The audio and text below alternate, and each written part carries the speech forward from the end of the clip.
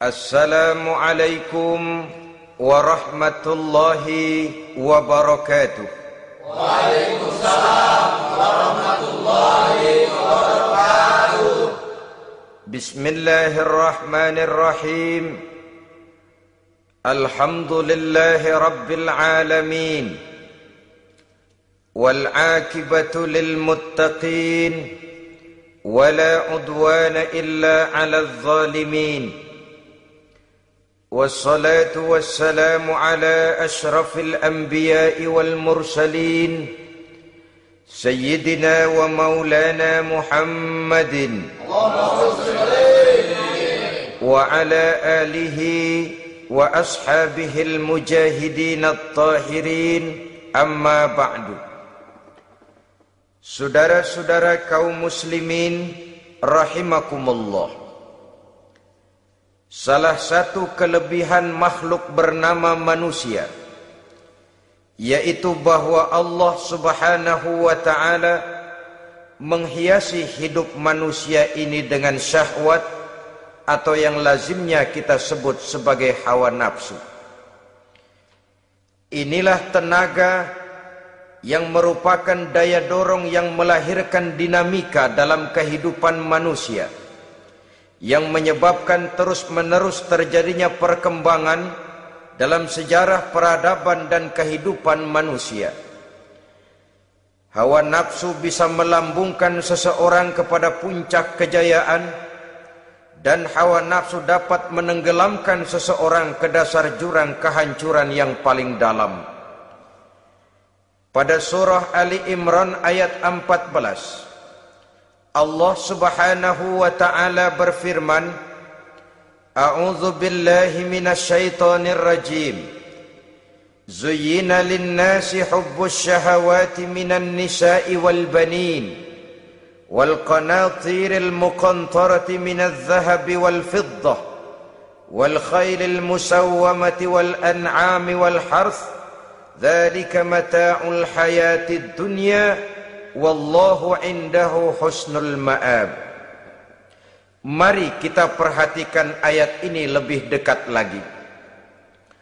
Allah subhanahu wa ta'ala menjelaskan, Zuyyina linnasi hubbus syahawat.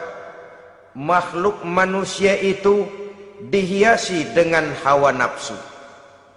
Dengan kata lain, hawa nafsu adalah perhiasan. Manusia tanpa hawa nafsu sama saja dengan orang yang tidak berhias, monoton, tidak mempunyai perkembangan dalam gerak kehidupannya. Tetapi kalau hawa nafsu adalah perhiasan, maka jika kita berbicara soal perhiasan, ada dua hal yang harus menjadi catatan pokok. Pertama, kapan satu perhiasan boleh kita pakai? Yang kedua, di mana perhiasan itu harus kita pakai?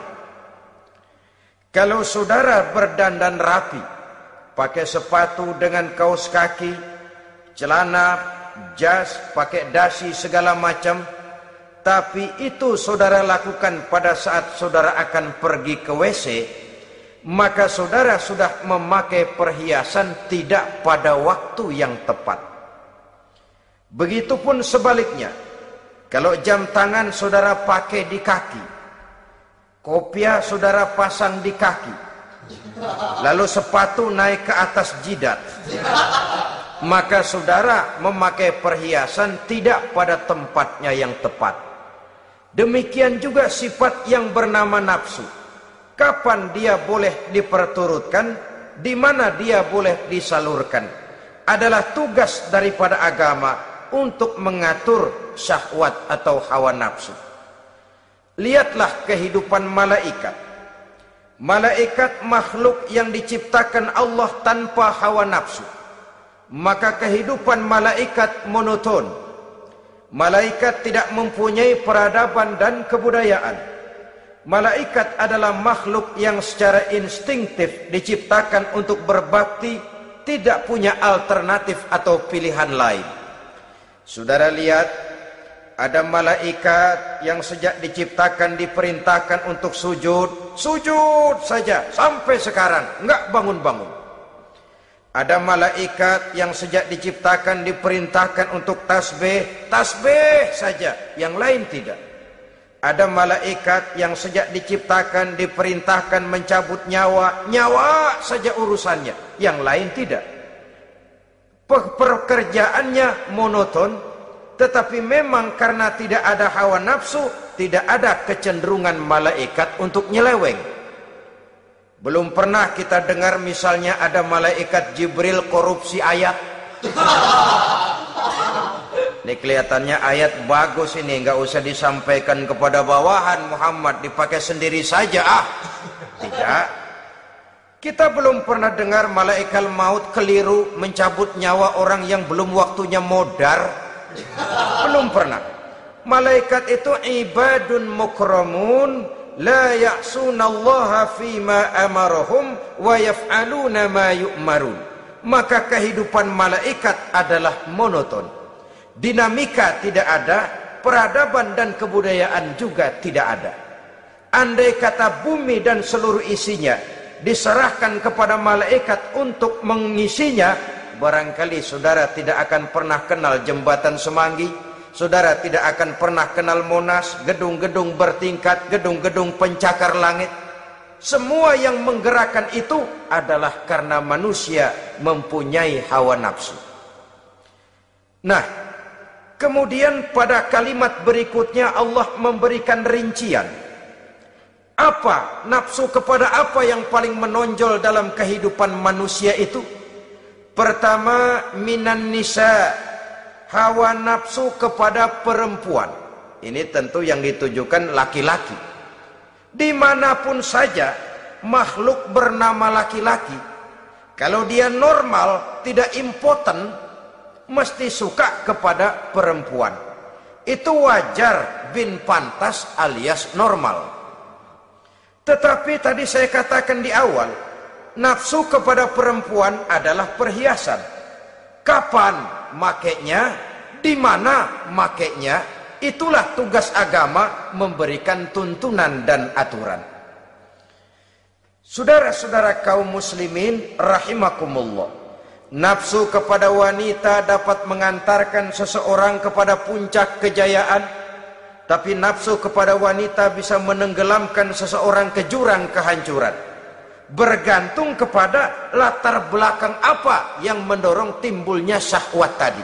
Dengan kata lain, motivasi syahwat tadi digerakkan oleh iman dan ketakwaan, atau semata-mata karena memang syahwat yang merupakan kendaraan iblis. Penyelewengan pertama yang terjadi dalam sejarah kehidupan manusia adalah penyelewengan yang dilakukan oleh Nabi Adam alaihi salam pada saat ia memetik buah khuldi. Kenapa itu dilakukan oleh Nabi Adam? Karena terdorong oleh rasa sayang dan cinta kepada istrinya Hawa. Sebenarnya Hawa lah yang merajuk, Siti Hawa lah yang membujuk, dan Nabi Adam oleh karena syahwatnya kepada istrinya memperturutkan bujukan Siti Hawa itu. Peristiwa Nabi Adam ribuan tahun yang lalu akan terus relevan sampai ke zaman kita sekarang ini. Berapa banyak orang-orang yang karena terlalu ingin menyenangkan istrinya, lalu tidak segan-segan melakukan perbuatan yang menyimpang, baik itu merugikan orang lain, merugikan masyarakat, bahkan merugikan bangsa dan negaranya. Seorang pedagang tidak akan segan-segan menipu. Sebaliknya pun begitu. Tidak jarang wanita di dalam kelemahannya bisa menenggelamkan dunia. Seorang suami yang jujur, polos, lugu, sederhana bisa jadi koruptor ulung karena didorong-dorong oleh istrinya. Istrinya barangkali bisa saja dibakar-bakar oleh tetangganya. Suaminya jujur, sederhana, kepala bagian, tempatnya basah tapi melarat. Istri rupanya tidak sabar melihat gaya hidup yang makin konsumtif, persaingan yang makin tajam. Suaminya dikipas-kipasin. Kata istrinya, bang, tetangga sebelah kita lakinya pegawai kecil, bang, tapi gelangnya kayak pelek beca. Abang ini kepala bagian tidak bisa membelikan saya macam itu, percuma lah. Kata suaminya, ya bagaimana bu, gaji saya cuma segitu-gitunya. Ya namanya kepala bagian, apaan, kayak sahabat dulu. Kalau sudah berpikir ke arah ini, artinya sudah ngipasi suaminya untuk melakukan tindakan yang tidak wajar. Saudara-saudara kaum muslimin rahimakumullah, sejak zaman klasik sampai kepada zaman kita sekarang ini, kita melihat kecenderungan syahwat kepada wanita ini. Julius Kaisar yang katanya gagah perkasa, ternyata tunduk di bawah kaki Cleopatra. Napoleon Bonaparte, the Lion of Europe, singa daratan Eropa, luas kekuasaannya, gagah perkasa tentaranya, kepada siapa dia tunduk? Ke bawah kakinya Margaret Josephine. Demikianlah di zaman kita sekarang, kita melihat di Jepang, betapa Perdana Menteri Uno didesak mengundurkan diri dari jabatan Perdana Menterinya oleh karena terlibat skandal dengan geisha. Kita juga melihat di Amerika betapa Senator Gary Hart dari Partai Demokrat yang masih muda, jenius, diharapkan masa depan Amerika lahir dari tangannya, terpaksa mengundurkan diri dari calon presiden oleh karena terlibat skandal dengan Donna Rice. Kita juga menyaksikan betapa parlemen dan kabinet di Inggris sempat geger oleh karena skandal Pamela Bordes, pelacur kelas kakap yang melanglang buana mencari sasaran-sasaran kakap. Ini adalah kisah kejatuhan yang diakibatkan oleh hubbus syahawat minan nisa. Oleh karenanya benar jika Nabi kita menyatakan an-nisa'u imadul bilad, wanita adalah tiang negara. Jikalau baik wanita, baik negara. Jikalau rusak wanita, hancur negara. Kalau syahwat kepada wanita cuma semata-mata karena syahwat, maka seorang laki-laki akan memandang wanita cuma sekedar alat pemuas hawa nafsu. Nilainya rendah. Sedangkan agama kita mengajarkan ma akraman nisaa illa karimun wa ma ahanan nisaa illa laimun, kata Nabi. Tidak akan menghormati kaum wanita kecuali orang-orang yang terhormat, dan tidak akan merendahkan derajat kaum wanita kecuali memang orang-orang yang rendah moralnya.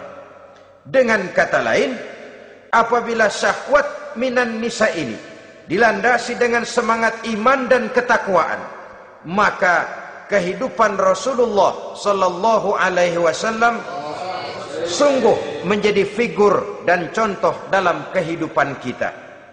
Perkawinannya bukan karena wajah yang cantik semata-mata, tapi lebih merupakan nilai ibadah kepada Allah Subhanahu wa ta'ala. Dengan demikian, kecenderungan kepada hubbus syahawat minan nisa dikontrol oleh nilai iman. Barometernya, tolok ukurnya adalah iman. Di zaman sekarang banyak kasus kawin campur yang pada akhirnya akan membingungkan kita sendiri. Padahal Al-Quran secara jelas dan tegas memberikan bimbingan. Orang itu kalau sudah, kata Imam Syafi'i, wa ainur ridha an kulli aibin kalilatun kama anna aina sukhti tubdil masawiya. Mata kalau dibalut cinta dia buta terhadap nista, tapi mata kalau dibalut benci hanya melihat yang keji-keji saja. Biasanya cinta kepada wanita memang bisa menimbulkan dorongan yang positif, tapi juga bisa membuat seseorang buta sama sekali. Dorongan yang positif paling kurang dari segi penampilan. Coba lihat lelaki kalau lagi demen perempuan, lenjeh banget kan. Sisiran rambutnya rapi, teriskaan bajunya lancip, Sepatunya mengkilat, kantong celananya tebel, perkara anduk isinya bukan soal. Yang penting kan gaya. Lalu dinamis, kreativitasnya ada saja timbul. Tapi pada sisi lain, jikalau orang sudah kehilangan pertimbangan, juga kadang-kadang tidak segan-segan mengorbankan akidah, mengorbankan nilai-nilai iman. Padahal ini taruhan utama, sampai Quran dengan tegas memberikan peringatan. Wala ammatun mu'minatun khairun min musyrikatin walau a'jabatkum. Perempuan budak yang hitam legam, kalau beriman itu lebih baik untuk dinikahi daripada wanita cantik kulit kuning langsat tapi musyrik. Lebih baik budak yang hitam legam beriman daripada wanita cantik berkulit kuning langsat berhati bangsat. Tapi kita kadang kehilangan pertimbangan. Karena agama, karena cinta agama digadaikan. Karena cinta akidah terjual. Karena cinta keyakinan jadi korban. Ini semua penyakit yang datang dari hubbus syahawat minan nisa. Kecenderungan mengumbar nafsu kepada perempuan. Ini memang perhiasan, tapi bisa juga jadi bumerang dalam kehidupan manusia. Berapa banyak penyelewengan terjadi karena pengaruh wanita yang tidak bisa jadi bisa. Ini pengaruh di dalam kehidupan memang sedemikian besarnya. Sehingga saudara-saudara kaum muslimin, inilah yang perlu dikendalikan dalam kehidupan, kapan dan di mana. Kalau nafsu adalah perhiasan, kapan dan di mana perhiasan itu harus kita pakai? Di mana dia harus kita tempatkan? Begitu juga yang menyangkut soal perempuan. Kapan? Ya kapan? Tentu kalau sudah nikah. Di mana? Yang jelas bukan di depan umum.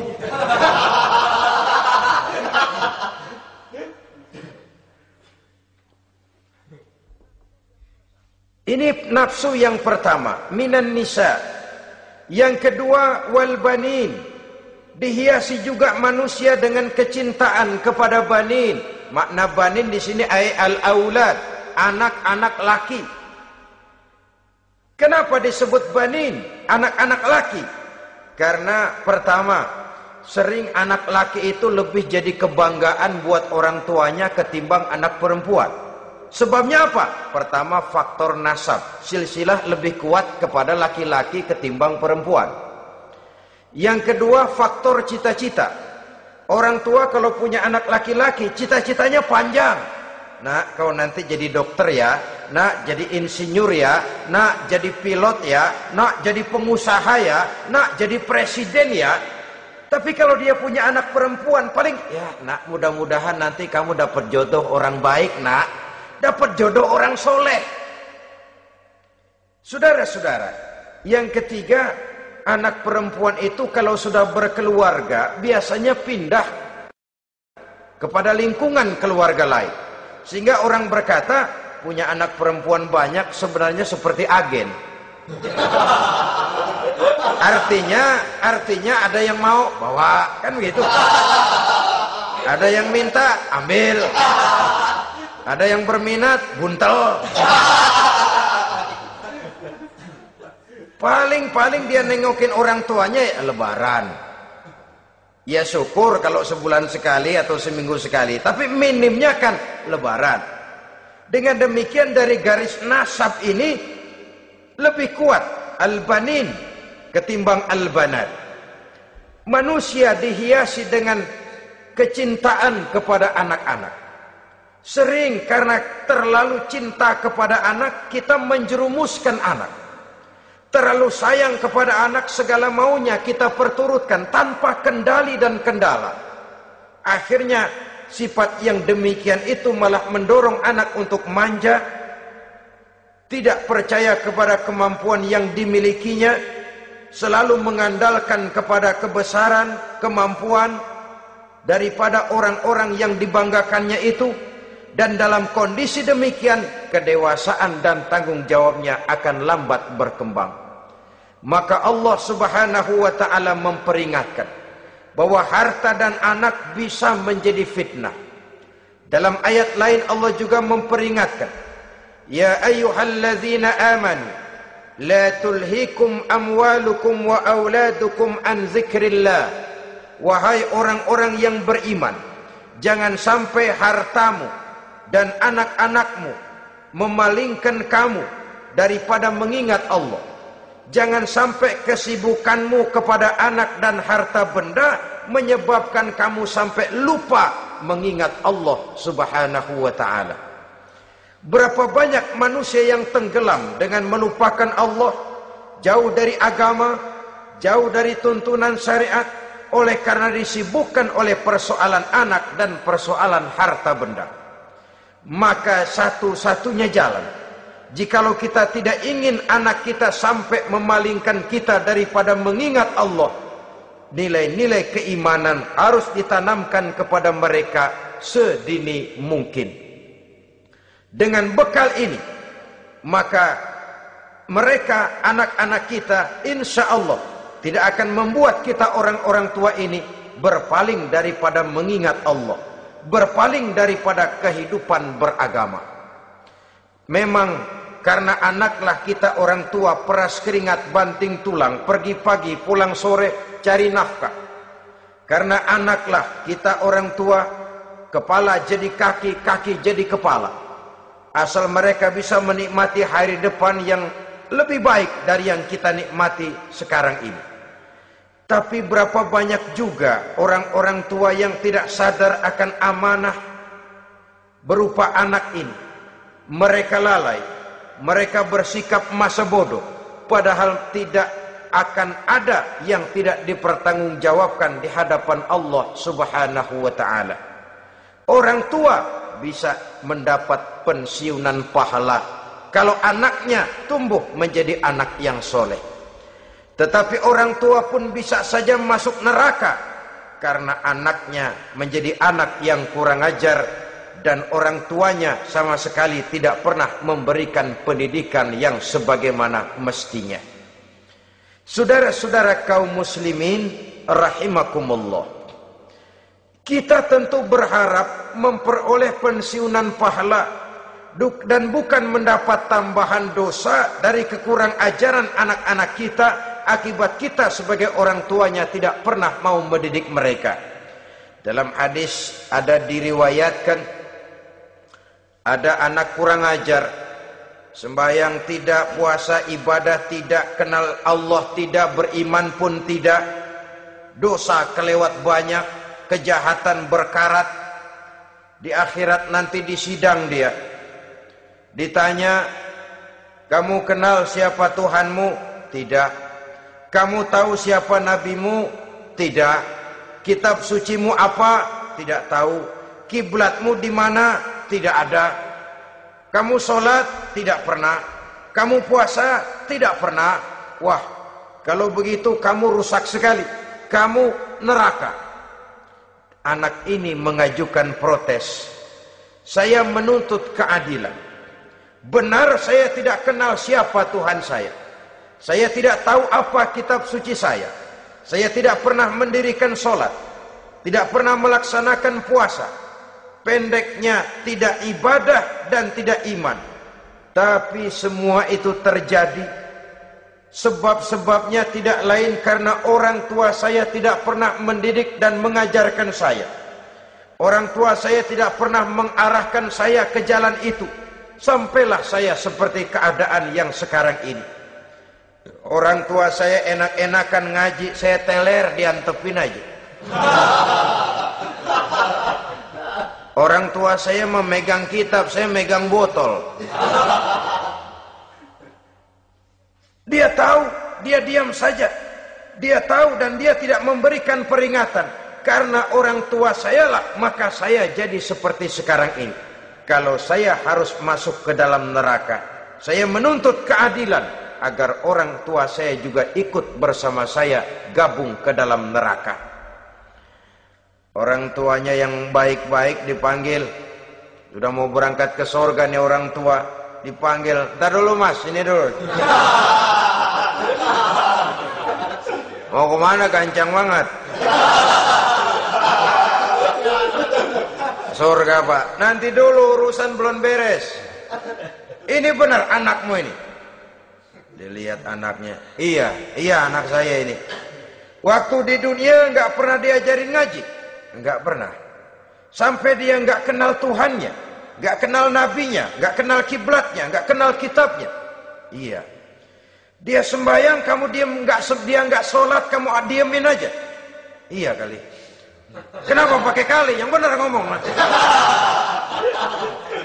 "Ramadan dia nggak puasa, kamu nggak tegur, kamu diam saja." "Iya." "Wah, kamu nggak tanggung jawab. Kamu tahu anak itu adalah amanah. Menyia-nyiakan amanah adalah khianat. Khianat adalah dosa besar. Jadi bagaimana saya?" "Ya kamu gabung sama anakmu, join ke neraka berdua bareng." Lantaran kamu tidak mau mendidik mereka, anak-anakmu, maka jadilah anak-anakmu seperti sekarang ini. Saudara-saudara kaum muslimin rahimakumullah.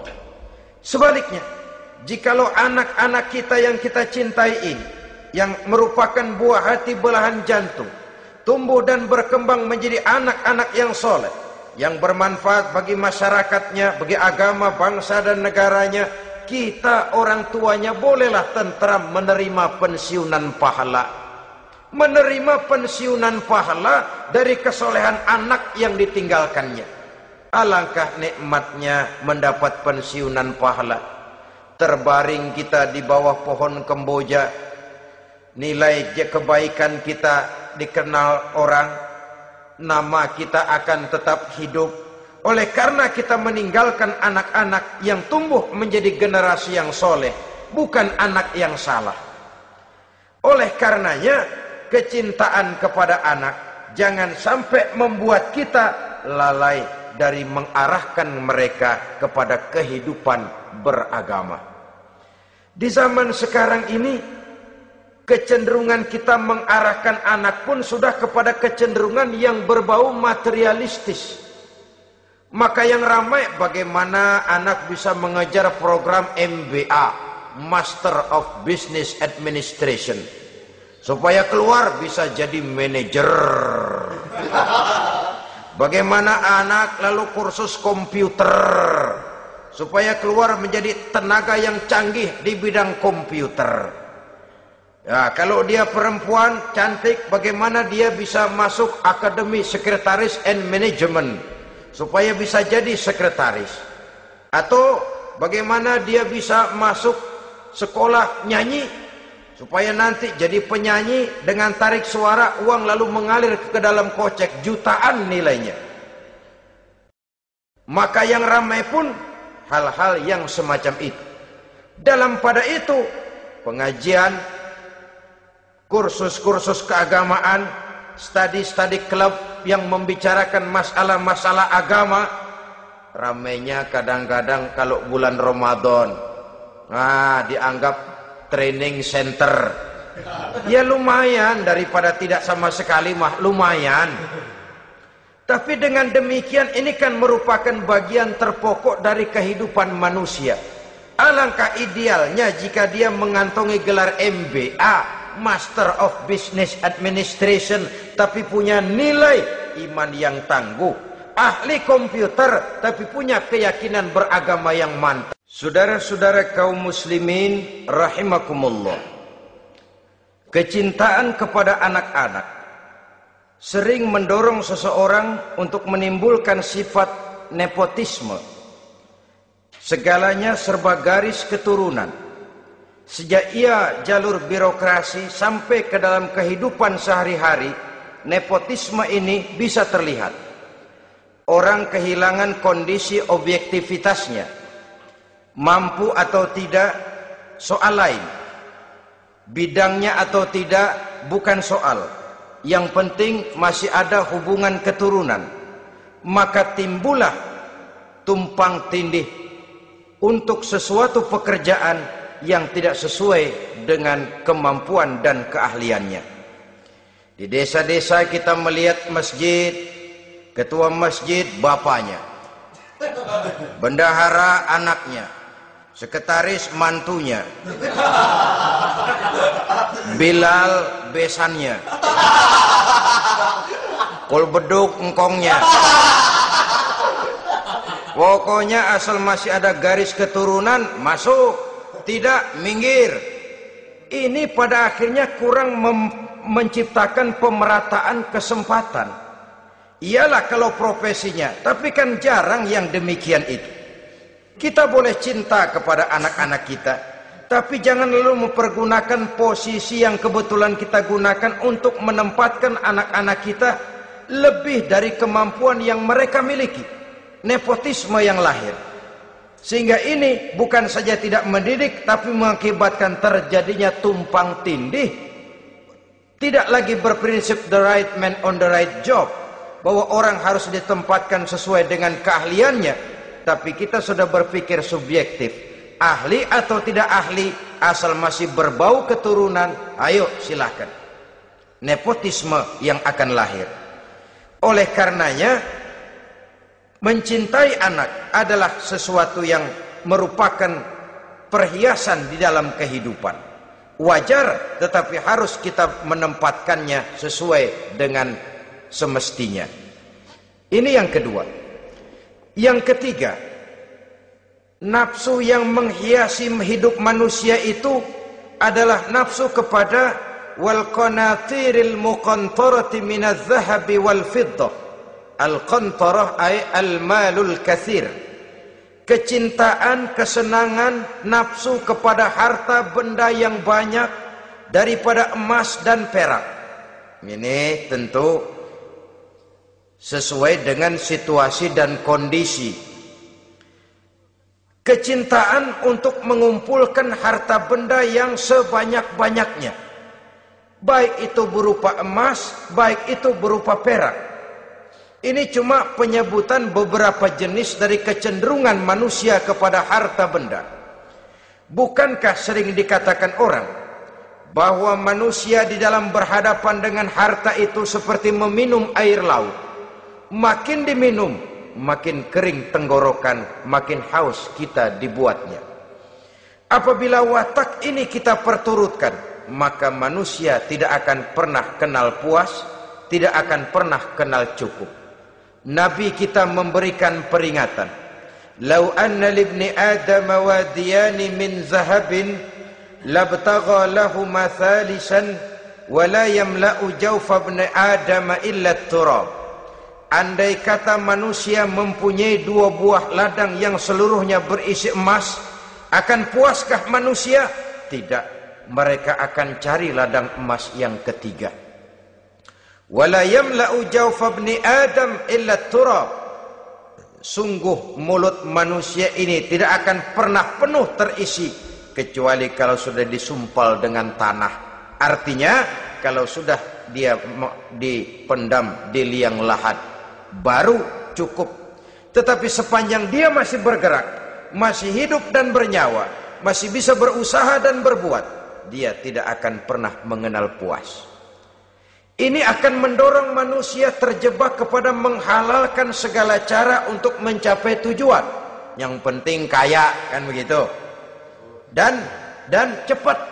Sebab sekarang orang sering motong kompas. Yang penting kan cepat kaya. Soal cara, kalau jujur aja mah, sampai kapan mau kaya? Perkara itu renten, bukan soal.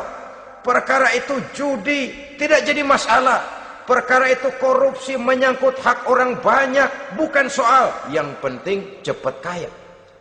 Dan anehnya lagi, tidak malu menumpuk kekayaan dengan cara yang tidak wajar. Ya kan orang hidup bermasyarakat tuh bisa dianalisa tuh. Emang usahanya apa sih? Gajinya sebulan berapa sih? Kok bisa gitu-gitu bener sih? Dari mana sih? Secara langsung orang tidak berani bertanya, tapi dari mulut ke mulut akhirnya tersebar jadi rahasia umum. Si Ano kan punya ano, dia ano, anonya seano.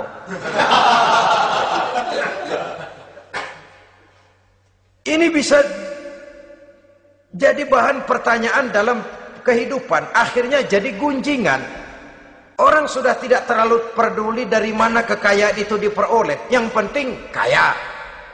Dengan menghalalkan segala macam cara, terjebaklah ke dalam cara-cara mafia, terjebaklah ke dalam cara-cara yang tidak wajar, tidak bijaksana, memperkuat klik, clean, dengan menghantam yang lain. Saudara-saudara kaum muslimin rahimakumullah, bahwa manusia punya nafsu ingin kaya itu boleh. Agama memberikan tuntunan, memberikan aturan. Tidak hanya sekedar asal kaya, tidak hanya sekedar asal banyak harta. Malahan hadis menyatakan, kalau saudara diberikan umur panjang, pertanyaan akhirat cuma satu kok. Umurmu kau habiskan di mana? Kalau saudara diberikan amanah berupa ilmu pengetahuan, pertanyaan akhirat juga cuma satu kok. Ilmumu kau amalkan untuk apa? Tapi kalau kita diberikan amanah berupa harta benda, pertanyaan akhirat itu dua. Min aina iktasabahu wa fima anfaqahu. Dari mana hartamu kau dapat, kemana hartamu kau belanjakan. Dari mananya ditanya, kemananya juga ditanya. Depan belakang ditanya. Dan kalau mempergunakan harta untuk kesenangan syahwat, orang berani bukan main. Tapi kalau untuk kepentingan agama, yang hakikatnya untuk kepentingan dirinya sendiri, berat seperti nyabut bambu dari ujung. Orang kalau menyumbang masjid 100.000, itu kan zohirnya memberikan panitia masjid. Tapi hakikatnya kan dia nabung buat dirinya sendiri. Seolah-olah dia cuma berkata, Pak, tolong saya titip 100.000, ini untuk kepentingan saya di akhirat nanti. Silakan uangnya mau dibelikan semen, pasir, kaca, pintu, jendela, silakan. Saya cuma titip, ini untuk saya di akhirat nanti. 100.000 Pak.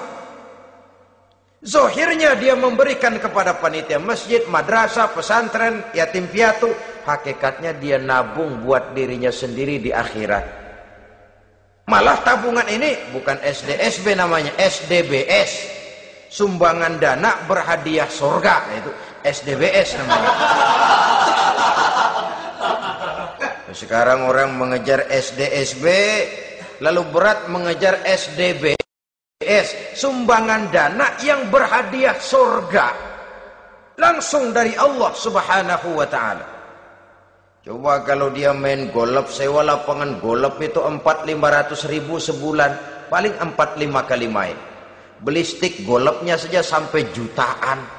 Datang panitia pembangunan masjid 100. Minta didoain masuk surga lagi. Surga 100.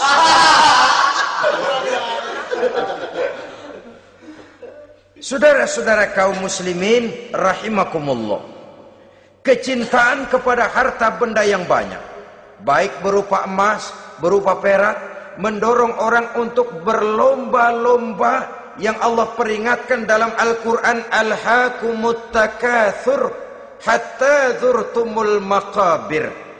Kamu telah lalai akibat kamu berlomba-lomba memperbanyak materi dunia. Hatta zurtumul maqabir, sampai kamu dekat masuk ke liang kubur, baru rupanya sadar bahwa perlombaan ini tidak akan pernah sampai ke garis finish. Betapapun jauhnya rally Paris-Dakar, garis finishnya ada. Betapapun hebatnya medan yang ditempuh, buasnya gurun pasir Afrika, garis finishnya pasti ada. Itu kan rally yang terbuas di dunia katanya, Paris-Dakar. Tapi garis finishnya ada. Namun jikalau kita berlomba memperbanyak harta, kita tidak akan pernah sampai ke garis finish. Yang kecil-kecilan aja dah. Kalau orang ditanya, kamu kenapa sih belum mau sembahyang? Ya bagaimana mau sembahyang Pak, tinggal di Jakarta masih kontrak. Saban habis tahun diubur-ubur yang punya rumah. Kalau punya rumah sendiri walaupun kecil-kecilan saya mau ibadah Pak. Ya, diberikan rezeki oleh Allah bisa bikin rumah walaupun kecil-kecilan. Belum juga mau sembahyang. Kok belum juga sembahyang? Iya Pak, rumah emang udah punya sendiri, cuman kecil Pak. Atasnya atap, kalau hujan aja bocor.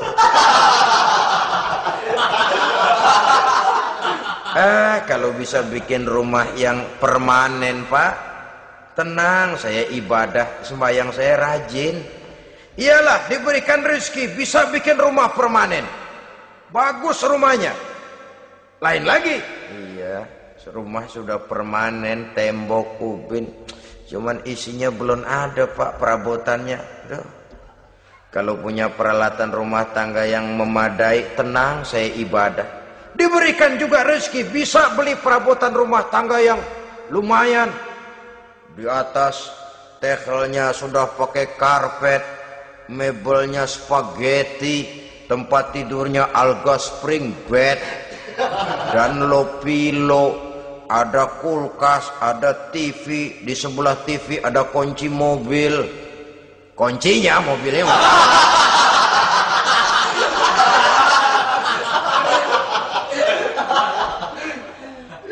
Bagaimana? Sekarang sudah cukup perabotan. Perabotan sudah ada Pak, cuman kendaraan belum punya ini. Kemana-mana masih ngukur jalanan aja.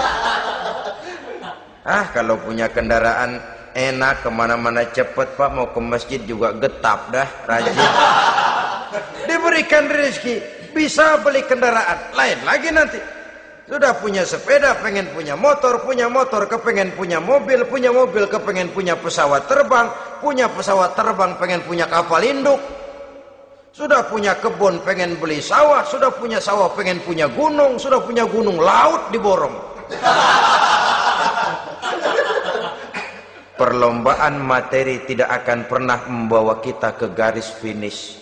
Karena sifatnya sangat abstrak, bahkan akan mendorong kita seperti gurita. Cenderung kepada penyakit tamak bin rakus alias serakah.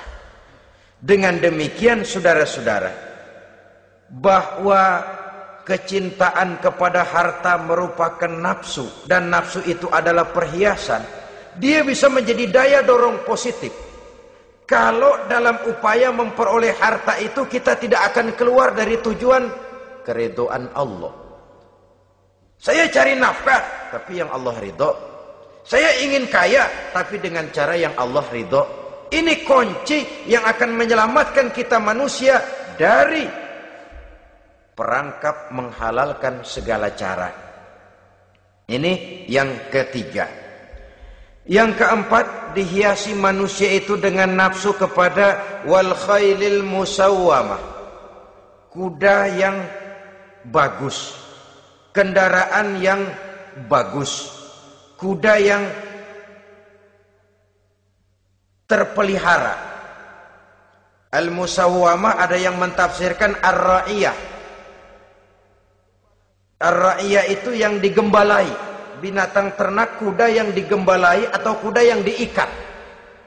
Artinya, kalau dulu kan yang namanya tuan-tuan tanah itu baru dibilang bejeger kalau kemana-mana naik kuda.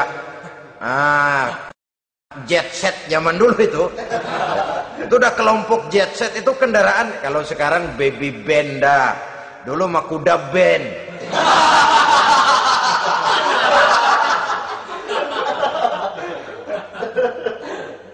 Manusia punya kecenderungan suka kepada kendaraan. Apalagi di zaman sekarang ini, wah, iklan-iklan itu kan sangat menggoda kita. Melayani segala macam bentuk penjualan. Nah, ini lalu terangsang biar duit cekak. Kalau udah ngebaca itu, wah, berani banget dah.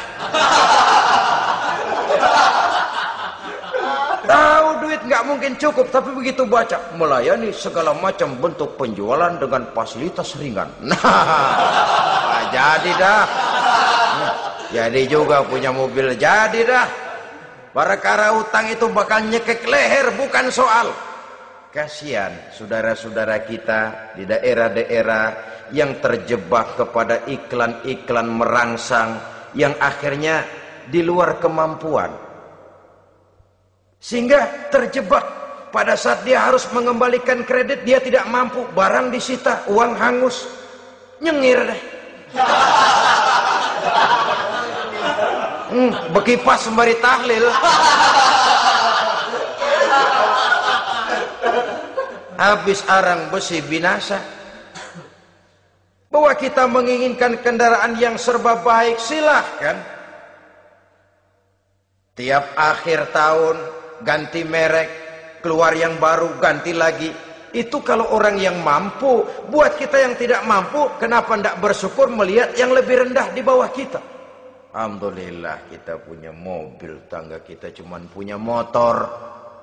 Yang punya motor, syukur kita punya motor bisa rada cepetan. Tangga sebelah punya sepeda, mana-mana kekejek mulu. Yang punya sepeda, alhamdulillah punya sepeda. Tangga sebelah kemana-mana jalan kaki. Yang jalan kaki, syukur masih bisa jalan. Temen sebelah lumpuh bertahun-tahun nggak. Yang lumpuh, alhamdulillah masih hidup. Tangga sebelah kemarin out, nggak balik lagi. Saudara-saudara, saya pikir menengok ke atas itu perlu supaya ada rangsangan kita untuk maju. Tapi menengok ke bawah pun juga lebih perlu agar kita mensyukuri yang ada dan tidak suudzon, tidak buruk sangka kepada Allah. Apa yang diberikan Allah kepada kita sekarang ini, itulah yang terbaik menurut Allah untuk kita.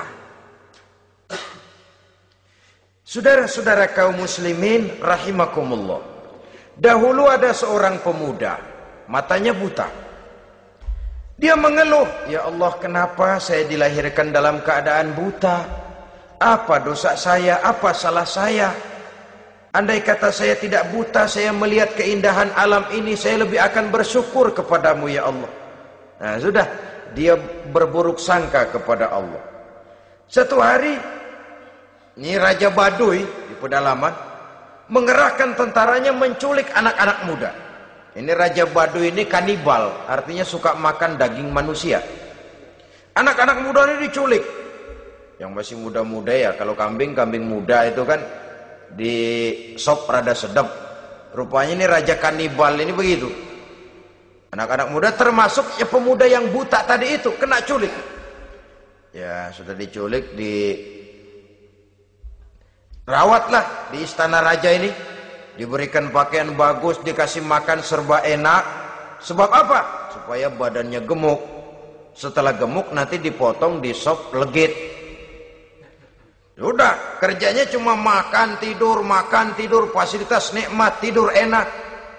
Udah giliran dapat 1 bulan 2 bulan kemudian, ketika mau diambil anak-anak muda ini, raja sendiri yang milih mana yang disop duluan nih.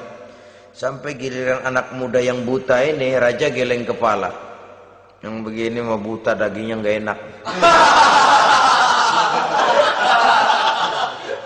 Ini satu lepas aja, lepas. Saya mau makan daging orang buta, lepas aja.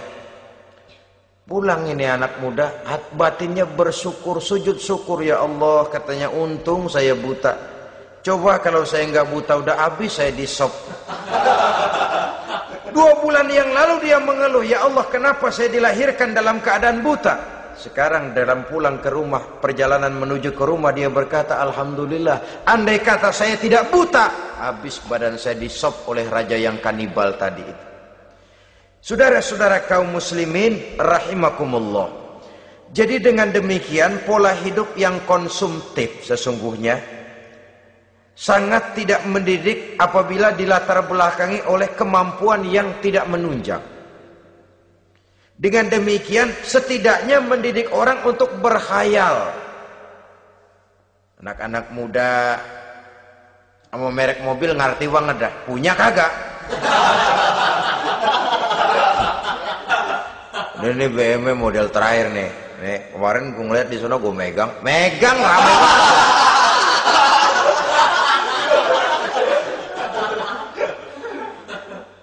Tulul amal ini kalau tidak diimbangi dengan saluran yang positif, dia akan terjebak kepada penyakit tulul amal, panjang angan-angan. Baiklah ya, wal khailil musawwamah. Yang keempat, yang kelima maksud saya, wal an'am, cinta kepada binatang ternak. Manusia ini kan punya kecenderungan macam-macam.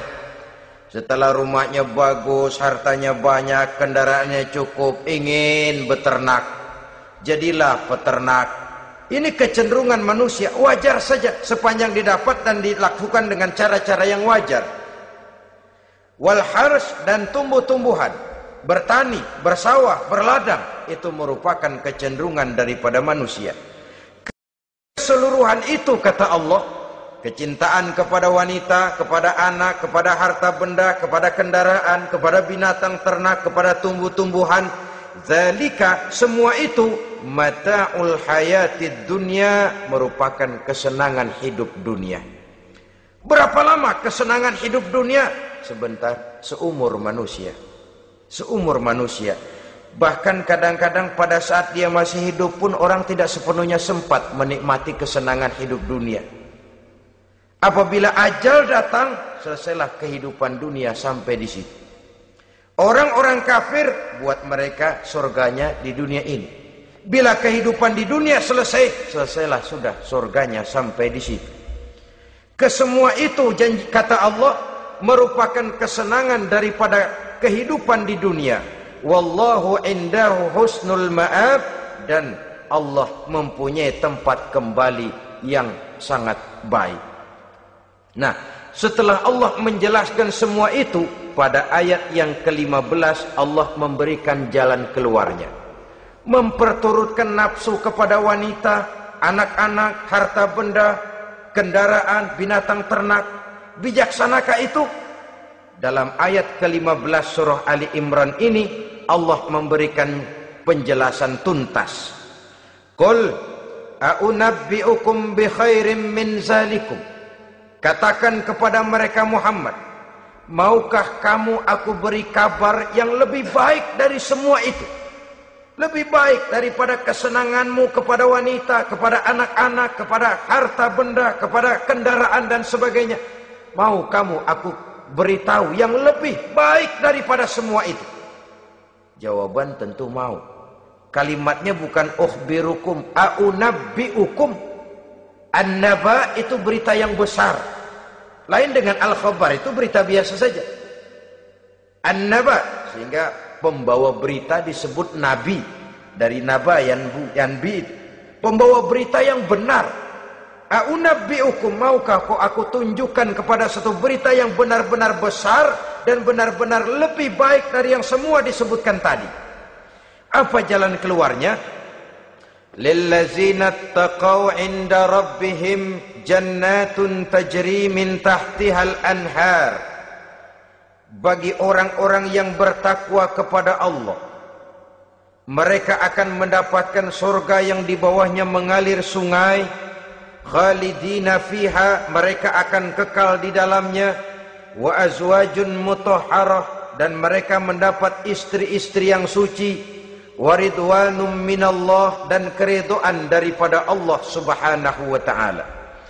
Kalau kamu hai orang-orang yang beriman, kalau kamu hai manusia menyangka bahwa nafsu kepada wanita, anak-anak, mengumpulkan harta benda, kendaraan yang menarik, binatang ternak dan tumbuh-tumbuhan itulah yang lebih baik untuk kesenangan dunia, memang itu kesenangan dunia. Tapi nih, seolah-olah kata Allah, nih saya kasih tahu kamu, aku beritahu yang lebih baik dari semua itu.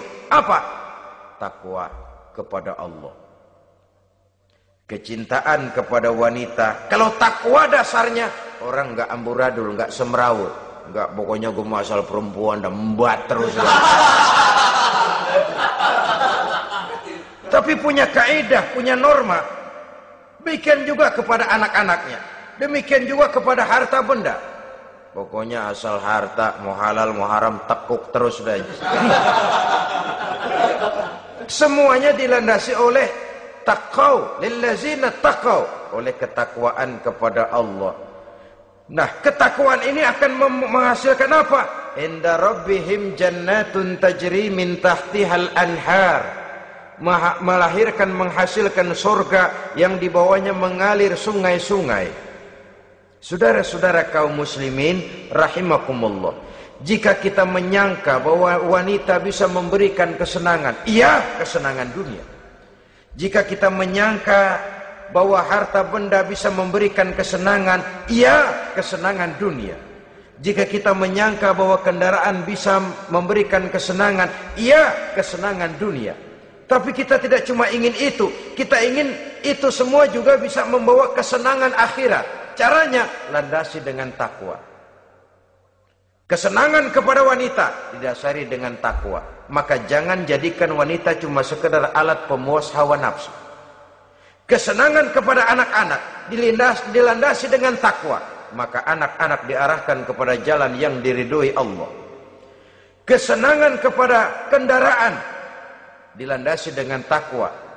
Maka kendaraannya selalu mengarah berjalan menuju jalan takwa, diridhoi oleh Allah Subhanahu wa ta'ala. Kalau tidak, tuh mobil asal lempengan Ancol gancang banget dah. Tapi giliran dihadapin ke masjid, mogok melulu mobil. Urusan ngaji ada aja halangannya tuh kendaraan. Tapi kalau untuk urusan maksiat, ngebut benar-benar. Dilandasi dengan ketakwaan. Sehingga dengan demikian tidak hanya sekedar surga di dunia ini, tapi lebih-lebih di surga di akhirat nanti. Khalidina fiha, kekal. Kalau dunia ini kan zillun zail, bayangan. Hari ini kita jaya, besok kita bangkrut. Siapa yang mau menghalangi? Hari ini kita melambung, besok kita nyungsep. Siapa yang bisa menarik? Tidak kekal, berubah, temporer, relatif. Di sana kebahagiaan yang dilandasi dengan takwa ini sudah surga, kekal di dalamnya, azwajun mutahharah. Mendapat istri-istri yang suci. Suci dalam arti belum pernah dijamah orang lain. Suci dalam arti tidak pernah terkena halangan. Seperti men misalnya. Baik menstruasi atau mencret, itu tidak. Azwajun mutahharah. Konon makna mutahharah ini ya artinya juga bisa selalu gadis, bidadari itu. Selalu perawan. Tidak pernah janda. Walaupun tiap hari dipakai, perawan terus. Dan yang lebih penting, waridwanum minallah, mendapat ridho dari Allah Subhanahu wa ta'ala. Jadi hawa nafsu dengan motivasi takwa, itulah sesungguhnya yang dikehendaki oleh Ali Imran ayat 14 dan 15. Dengan demikian, manusia dengan ketakwaannya mengendalikan hawa nafsu. Dan bukan malah dikendalikan oleh hawa nafsunya. Sehingga dengan demikian, seluruh fasilitas yang dimilikinya, baik itu berupa istri, anak, kendaraan, binatang ternak, harta benda, tanam-tanaman, seluruhnya semakin meningkatkan ketakwaannya kepada Allah Subhanahu wa ta'ala. Mudah-mudahan kita bisa mencapai tingkat ini, di mana kita hidup mampu dan sanggup mengendalikan nafsu, bukan malah dikendalikan oleh hawa nafsu. Terima kasih dan mohon maaf. Wassalamualaikum warahmatullahi wabarakatuh. Waalaikumsalam warahmatullahi